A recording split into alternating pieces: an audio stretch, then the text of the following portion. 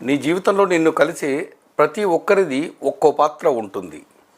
కొందరు నిన్ను పరీక్షిస్తారు, కొందరు నిన్ను ప్రేమిస్తారు, కొందరు నిన్ను వాడుకుంటారు, కొందరు నీకు నేర్పిస్తారు.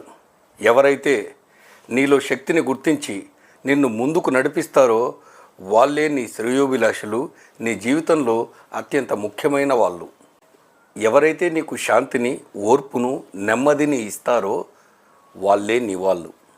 అవసరం కోసం మనిషిని కలవడం సహజం, కానీ అవసరం తీరాక కూడా మనిషిని మర్చిపోకుండా, మనం మారిపోకుండా ఉండటమే ప్రేమ.